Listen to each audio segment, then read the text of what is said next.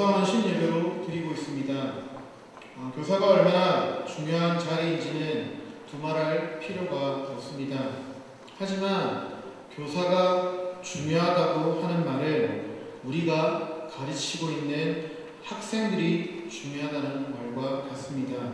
이 자리에 앉아있는 학생들이, 어린아이들이 중요하기 때문에 우리도 중요하다는 것을 꼭 기억해야 합니다. 그래서 우리는 이 중요한 일에 목숨을 걸어야 하고 열정을 쏟아야 하는 줄 믿습니다. 그러면 어떻게 하면 될까요? 이렇게 중요한 우리의 자녀들, 그리고 미래의 희망이며 소망인 이 아이들을 어떻게 양육해야 하는가에 대한 의문이 생깁니다. 이 의문에 대한 해답은 바로 예수님이십니다. 그래서 우리는 예수님으로부터 배워야 합니다. 우리가 교사로서 가장 필요한 것은 바로 하나님의 마음, 예수님의 마음입니다. 왜냐하면 우리의 사역은 바로 하나님의 사역이기 때문입니다. 오늘 말씀 36절에 무리를 보시고 불쌍히 여기시니 이는 그들이 목자 없는 양과 같이 고생하며 기진함이라 라고 말씀하고 있습니다. 우리가 예수님을 통해 배워야 하는 첫 번째는 바로 예수님의 마음을 가지자는 것입니다. 오늘 말씀을 보십시오. 예수님의 마음의 절실함이 느껴지십니까? 어떠한 마음입니까? 바로 불쌍히 여기는 마음입니다. 말씀을 보니까 그 무리들이 다 목자 없는 양과 같이 보였다는 것입니다. 그리고 고생하고 있으며 기진에 있다라는 것입니다. 목자 없는 양이 왜 불쌍한지 우리는 이해해야 합니다. 그러기 위해서 양의 특징을 이해하는 것이 도움이 됩니다. 양의 여러 가지 특징 중 대표적인 것 3가지를 말씀드리면, 첫 번째는 양은 눈이 나쁜 동물입니다. 시력이 얼마나 안 좋으면 눈앞에 뭔가 보이고 그것이 움직이면 그것을 졸졸 따라다닌다고 합니다. 그래서 양치는 개들이 앞에서 뛰어다니면 그것이 또 목자인 줄 알고 따라가는 게 양이라고 합니다. 그리고 두 번째의 특징은 잘 속는다는 것입니다. 이 말은 양들은 분별력이 없다라는 이야기입니다. 그래서 야생개들은 이러한 양의 특징을 잘 이용해 양들을 교묘히 유도해 좁은 골짜기로 몰아넣어 잡아먹곤 한다고 합니다. 인간들이 바로 그 점을 이용해서 양치기 개들을 훈련시켰다고 합니다. 그리고 마지막 양의 특징은 잘 넘어지면 못 일어난다는 것입니다. 양의 다리는 단단하고 강하지 못해서 재빠르지 못합니다. 그래서 잘 넘어진다고 합니다. 그리고 더 중요한 건 한 번 넘어지면 완전히 뒤집혀져서 혼자 스스로 못 일어선다는 것입니다. 보십시오. 이러한 양들에게 가장 필요한 것은 누구이겠습니까? 바로 목자입니다. 목자가 없는 양은 정말 불쌍하다는 생각을 하게 됩니다. 예수님께서 보시기에 모여있는 무리들이 목자 없는 양과 같더라라고 말씀하고 있습니다. 그래서 그들에게 가장 필요한 것이 무엇이겠습니까?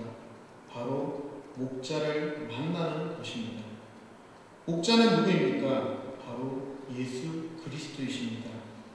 예수님께서 직접 본인을 향해 선한 목자라고 말씀하고 계십니다.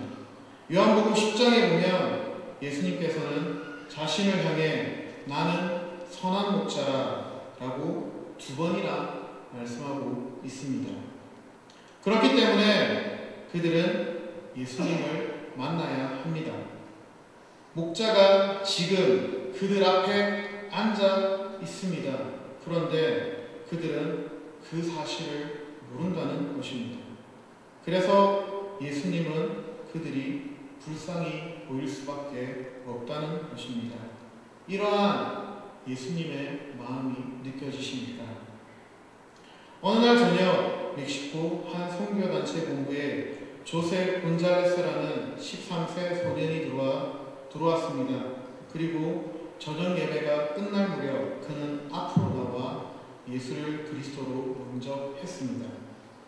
그 소년과 상담한 라이드 선교사는 그가 아버지를 잃고 갈 곳이 없어 제빵 공장 화덕을 온돌로 삼아 자는 소년이라는 사실을 알게 되었습니다. 선교사님은 그 소년을 자기의 집으로 데려가 양육하기 시작했습니다. 선교사님의 보살핌을 받은 그 소년은 의과대학을 가서 그리스도의 사랑과 복음을 전하는 의사가 되었습니다. 이와 같이 라이더 선교사님이 양육한 많은 소년들은 의사, 변호사, 목사, 기술자, 교사 등이 되어 모두 각자의 일터에서 그리스도를 증거하는 산 증인의 삶을 살게 되었습니다. 이렇게 훌륭하게 사역한 라이드 선교사님은 이렇게 말을 했습니다. 한 아이가 얼마나 귀중한가? 누구의 손에 붙잡혔느냐에 따라 다이아몬드가 되고 또는 하늘의 폭탄이 될 수 있다. 마귀와 죄는 열심히 그들을 부르는데 교회는 그들을 부르고 있는가?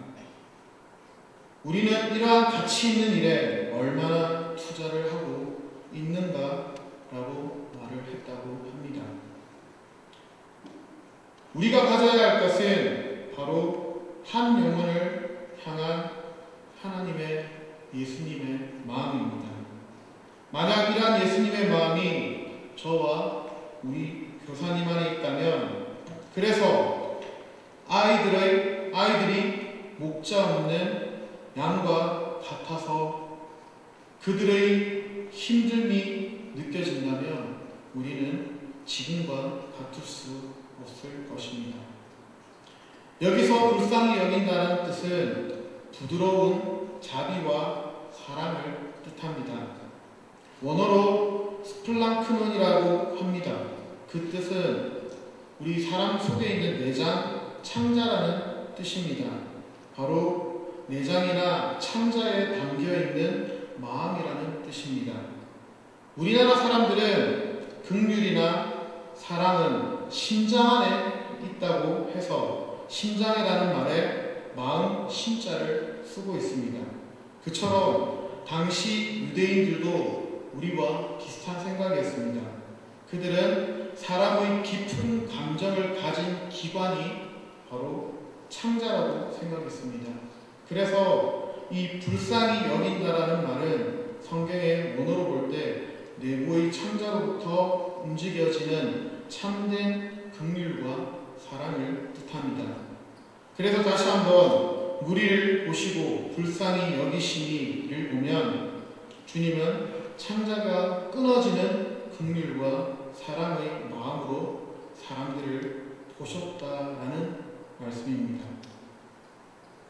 교사님들, 이 시간 우리가 감당하고 있는 아이들을 생각해 보십시오. 불쌍히 여기는 마음이 있습니까?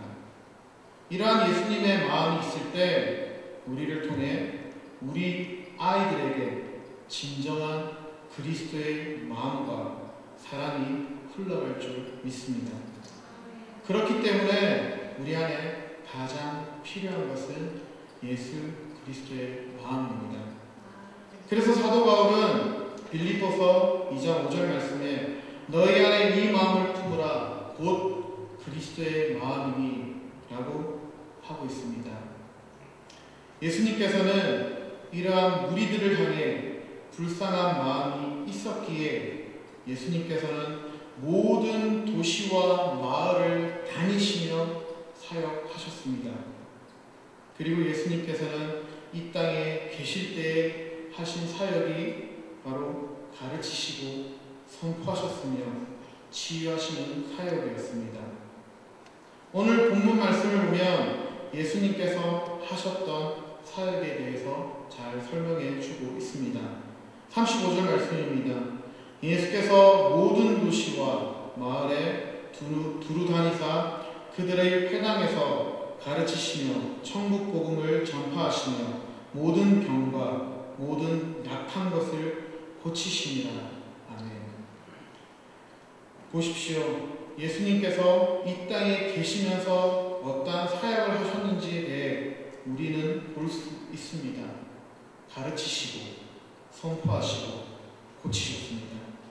우리의 스승 대신 예수님의 본을 받아 우리도 이렇게 해야 할 줄 믿습니다. 예수님께서 가장 먼저 하셨던 사역은 선포입니다. 바로 복음의 선포입니다. 복음의 원래 쓰여진 용도는 군사 용어였다고 합니다. 바로 전쟁에서 승리의 소식을 전하는 승전보가 바로 복음이었습니다. 그래서 우리는 굿뉴스라고 합니다. 무엇이 기쁜 소식이며 굿뉴스입니까? 바로 예수님을 통해 하나님의 나라가 선포되는 것이 복음입니다. 마태복음 4장 17절 말씀에 보면 회개하라 천국이 가까이 왔느니라고 예수님은 선포하셨습니다.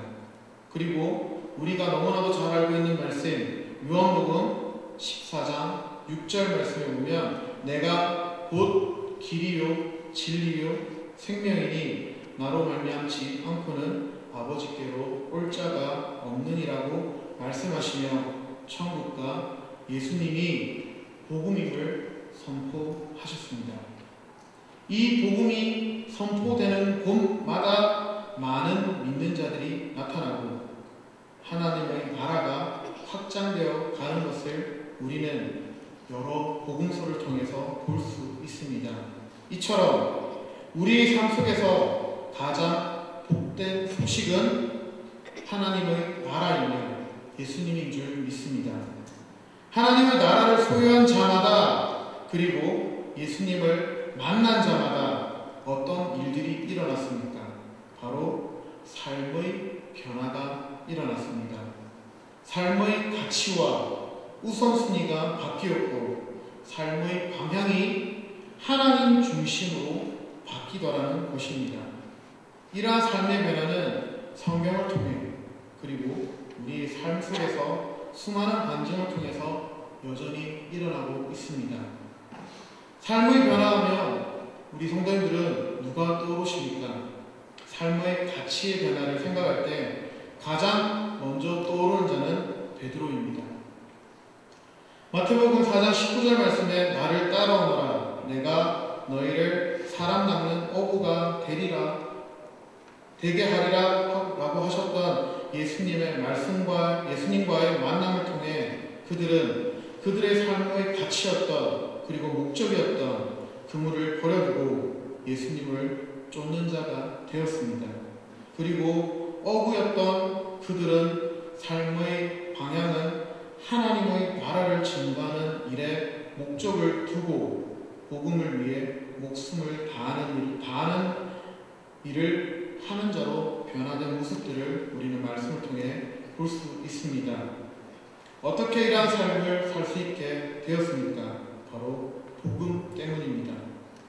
바로 예수님을 만남을 통해 이 같은 변화가 일어났습니다. 베드로의 삶 속에서 가장 빛을 발하는 부분은 사도행전 3장에 나오는 베드로의 설교일 것입니다. 그 설교를 통해 예수 그리스도의 복음이 선포됩니다.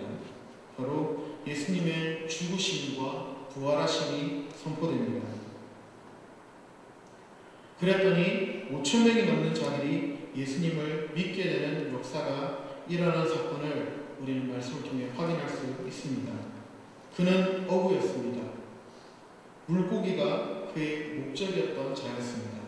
그런데 그가 예수님을 만나자 삶의 목적이 물고기가 아니라 사람이 되었습니다. 삶의 방향이 하나님 중심으로 변화가 되었습니다. 우리 예수님으로 인해 변화를 할 수 있습니다. 왜냐하면 복음으로 인해 일어나는 결과가 바로 변화이기 때문입니다. 그렇기 때문에 우리는 우리를 변화시킨 하나님의 나라, 즉 천국 복음을 선포해야 합니다. 그래야 이 천국 복음이 오늘날 우리의 자녀들에게 선포될 때 이들의 삶 또한 변화가 일어나게 되고 삶의 가치도 발견하게 되며 삶의 방향도 하나님 중심으로 변화될 것입니다. 그리고 예수님의 사역은 바로 고치는 사역이었습니다. 치유의 사역이라고 합니다. 예수님의 생애 중에 가장 선한 영향력으로 드러났던 사건은 사람들의 모든 병과 모든 약한 것들을 고쳐주신 일입니다. 여러 복음서를 통해 안진뱅이를 일으키시고 소경을 보게 하시고 죽은 자를 살리시기도 하셨습니다. 이러한 수많은 치유 사역을 통해 우리가 알 수 있는 것은 예수님은 단지 치유만 하신 것이 아니라 한 사람으로서 전인격적인 변화를 일으키셨다는 것입니다. 바로 고침을 받은 자들은 다 온전한 사람이 되었습니다. 온전한 사람이란 바로 하나님의 형상이 회복되어 믿음 생활에 성숙한 자로서 자신의 유익을 추구하는 자가 아니라 공동체의 유익을 추구하는 자가 바로 온전한 사람입니다. 예수님께서 가시는 곳마다 예수님을 만나는 자들은 다 온전한 사람이 되었습니다. 예수님께서는 절대 그냥 병만 고치시고 떠나시지 않으셨습니다. 만남을 통해 예수님께서는 그 사람의 고통뿐만 아니라 삶 전체를 변화시키시고 회복시키셨습니다.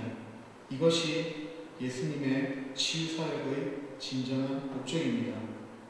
그래서 우리는 교사로서 사역할 때마다 예수님께서 모든 병과 약한 것을 고치시는 사역을 통해 사람을 온전히 세운 것처럼 우리도 아이들이 가지고 있는 여러 가지 문제만을 보며 그에 대한 해답을 주는 자가 아니라 한 사람으로서 온전한 사람으로 변화와 치유가 일어날 수 있도록 해야 합니다.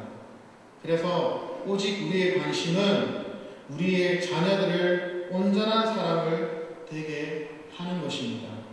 그래서 다음 세대가 온전한 사람이 되어 하나님의 사랑과 평안을 선포하고 믿음으로 성숙한 자가 되어 그들이 속해 있는 모든 공동체에서 빛과 소금의 역할을 하게 될 것을 믿기 때문입니다. 오늘 말씀은 37절과 38절 말씀입니다. 예수께서 제자들에게 이르시되 추수할 것은 많되 일꾼은 적으니 그러므로 추수하는 주인에게 청하여 추수할 일꾼들을 보내주소서 하라 하시니라. 우리가 예수님께 배워야 하는 네 번째는 바로 기도입니다. 청하는 것입니다. 추수할 것이 많다라고 말씀하고 있습니다. 그런데 일꾼은 없습니다.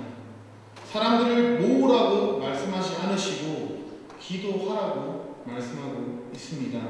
이것이 바로 하나님의 방법이기 때문입니다. 어떤 방법입니까? 바로 기도가 사역보다 중요하다는 것입니다. 예수님께서도 공생애를 시작하기 전에 기도하셨습니다. 그리고 십자가를 지시기 전에도 기도하셨습니다. 무엇을 이야기하고 있습니까? 바로 어떠한 행동을 하기 전에 기도를 해야 한다는 것입니다. 기도가 선행되어야 된다는 것입니다. 기도를 통해 무엇을 하라고 말씀하고 계십니까? 바로 일꾼을 찾으라고 하십니다. 일꾼은 예수 그리스도를 선포하는 사람이며 생명을 살리는 사람입니다. 바로 하나님의 나라를 누리며 사는 사람이 일꾼 말씀하고 있습니다. 그래서 우리는 기도해야 합니다. 일꾼을 보내달라고 해야 합니다. 그리고 우리는 기도해야 됩니다. 바로 내가 일꾼 되게 해달라고 해야 합니다. 이렇게 기도할 때 역사는 일어납니다. 그래서 기도는 과학입니다. 그리고 기도는 하나님의 살아계심을 누리게 하는 유일한 수단입니다. 말씀을 통해 우리는 무엇을 기도해야 할지를 정확하게 예수님께서 우리에게 말씀해 주고 있습니다. 추수하는 주인에게 추수할 일꾼을 보내주소서 하라라는 말입니다. 바로 일꾼을 보내달라는 기도입니다. 각자 개인을 위한 기도가 아니라 하나님의 일꾼을 달라는 기도를 하라라고 말씀하고 있다는 사실을 우리는 기억해야 합니다. 그래서 저와 우리 교사님들은 단지 아이들을 잘 되게 해주세요 라고 기도하는 것도 중요하지만 하나님의 일꾼 되게 해주세요 라고 기도하는 것이 더 중요합니다. 이렇게 우리가 교사로서 부르짖고 기도할 때 우리 제자들이 하나님의 신실한 일꾼이 되어 달려가는 모습을 볼 때 이것은 세상이 줄 수 없는 기쁨이 됩니다. 이러한 축복을 누리시는 우리 교사님들이 되시기를 간절히 소망합니다. 우리에게 귀한 직분을 주셨습니다. 내가 능력이 있어서 우리가 교사의 직분을 감당할 수 있는 것이 아닙니다. 그렇기 때문에 성경에는 이렇게 말합니다. 내게 능력 주시는 자 안에서 내가 모든 것을 할 수 있느니라. 교사의 직분을 감당하기 위해서는 무엇보다 필요한 것이 바로 내게 능력 주시는 자 안에 있는 것입니다. 우리에게 능력 주시는 자가 누구입니까? 바로 예수님입니다. 그래서 우리는 예수님께 배워야 합니다. 먼저는 주님의 마음을 가져야 합니다. 그리고 주님의 마음을 가지고 예수님이 가셨던 것처럼 우리도 예수님의 길을 따라야 합니다. 천국 복음을 선포하고 가르치고 고치는 일을 통해 우리가 감당하고 있는 아이들에게 하나님의 비전을 심어야 합니다. 하나님의 사람으로 만들어야 합니다. 하지만 이 모든 일을 하시는 분이 바로 내가 아니라 하나님께서 하시는 일입니다. 그래서 우리는 기도를 통해 하나님의 일에 동참해야 합니다. 그리고 기도를 통해 내가 먼저 일꾼 되어야 합니다. 사랑하는 우리 교사님들, 오늘 우리는 예수님을 통해 배웠습니다. 이제 우리 안에 가장 중요한 것은 실천인 줄 믿습니다. 우리가 이 모든 일에 순종할 때 역사는 일어날 것입니다. 우리를 통해 다음 세대가 일어나게 될 것입니다. 이 소망을 가지고 주님 오시는 그날까지 달려가기를 결단합시다.